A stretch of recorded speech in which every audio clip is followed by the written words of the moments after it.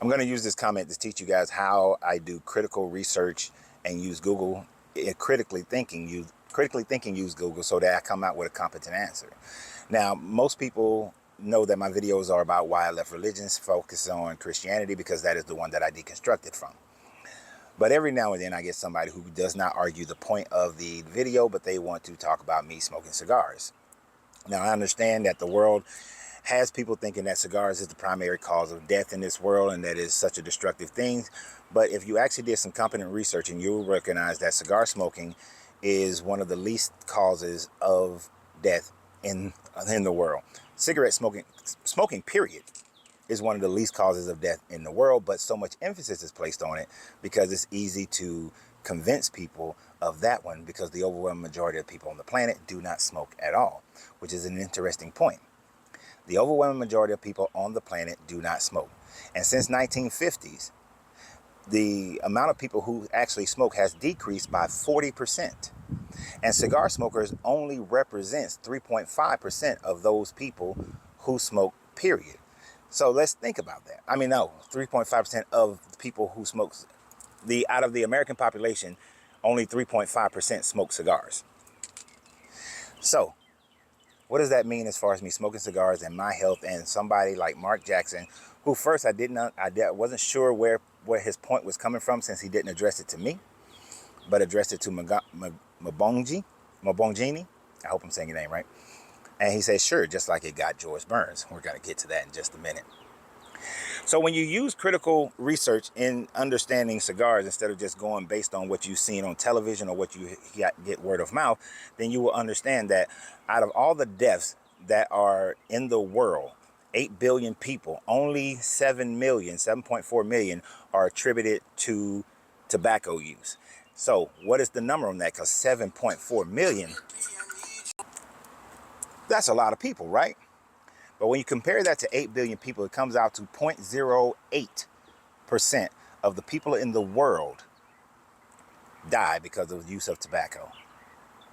Now, this gentleman, Mark, since he brought up George Burns, who is one of my favorite actors from back in the day, oh God, you devil. George Burns, yeah, it got George Burns, didn't it? Right at the ripe old age of 100 years old. It got him. It killed George Burns, 100 years old. But there's a couple of things that you should know about George Burns. He always remained a thin person. He only ate one big meal a day. He did consume meat, but most of his diet consisted of fruits and vegetables and grains. But he lived to be 100 years old, so yeah, it got him, and he died of a heart attack. Now, here's one of my other favorite gentlemen, Mr. Richard. Mr. Richard, yeah, finally died, had a heart attack at the ripe young age, oh, it's a tragedy, of 112. For a time, he was the oldest World War II veteran. Now, something that Mr. Richard, as well as George Burns, have in common is that they both led a very stressless life. This is one of the things that they emphasize both in their writings and in the video documentary about Mr. Richard. They led a stress-free life. Mr. Richard ate his meats and ate his food, and he had butter pecan ice cream every night, had him a shot of whiskey every day. George Burns drank about 2-3 glasses of whiskey every day. But these gentlemen led a very stress-free life. They were happy in what they did every day. They focused on their happiness, and they lived to be 100 and 112. And Mr. Richard used to smoke 12 cigars a day, whereas George Burns may only smoked about 3-4 cigars a day. But somehow he lived to be 112, and George Burns lived to be 100. But you're saying that the cigars is what got him.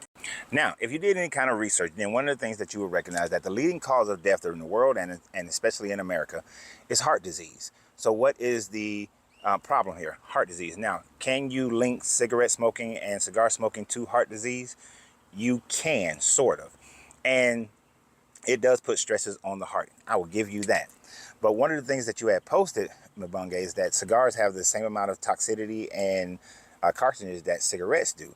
What you did not research is the fact that cigarettes also contain almost 400 different chemicals that are sprayed on cigarette tobacco, which are the main contributors to leading to cancers, as well as the fact that cigarette smokers inhale, whereas cigar smokers don't inhale, which is why they lead to cancer.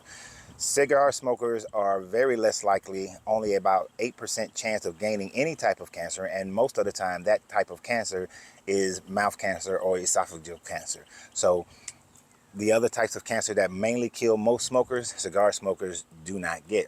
But you didn't go that deep into the research. You got to read the full article from the CDC, as well as from the NHS, which is the National Health Services in England. So you want to go deeper into that. Now, when we're looking at it, since cigar is only effective of about 0.08% of the deaths of heart disease, let's look at what creates heart disease. The primary thing that creates heart disease in people is high blood pressure. And where does high blood pressure come from? As you can see here, the first thing that it lists is that people are overweight. The second thing that it lists is that people eat too much salt and that they don't eat enough fruits and vegetables. Then it goes into that they don't exercise enough. Then they drink too much alcohol and have too much coffee. Then it gets to smoking. And then it talks about having a lot of stress and then being over 65, having relatively high blood pressure, and then the Black and Caribbean community are at a higher level of receptibility to high blood pressure, mainly because go back up to the diet part. And then we live in a deprived area, which also affects people of color more so than anybody else. So which means that they can't get enough fruits and vegetables or the exercise, and they live in high stressed environments. So therefore, smoking is not one of the major things that creates high blood pressure. But what else has effect of high blood pressure? Most people with high blood pressure die from having kidney disease, diabetes, or kidney infections, things of that nature. What creates kidney infections? The fact of that the arteries going to your kidneys become smaller. Usually that has something to do with what?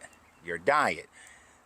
Diabetes is the leading cause of kidney disease. Well, what is the leading cause and problem of diabetes?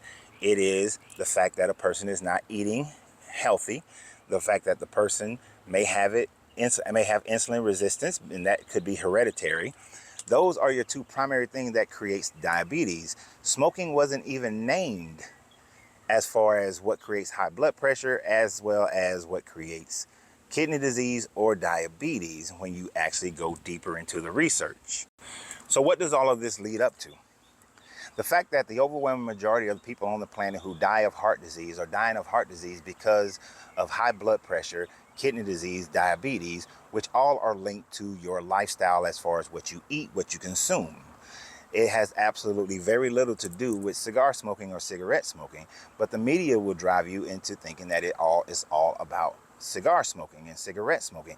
Even cancer is not led by cigarettes or cigar smoking, but by other factors that are primarily attributed to eating.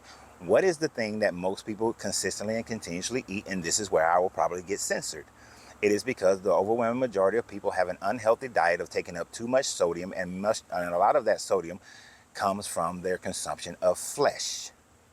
Flesh is the primary reason most people are dying of heart disease, which is pushed by high blood pressure, which diabetes is on the growth. Now, if cigarette and cigar smoking has dropped by 40%, why is it that the number of people dying of heart disease and strokes and heart attacks is going up?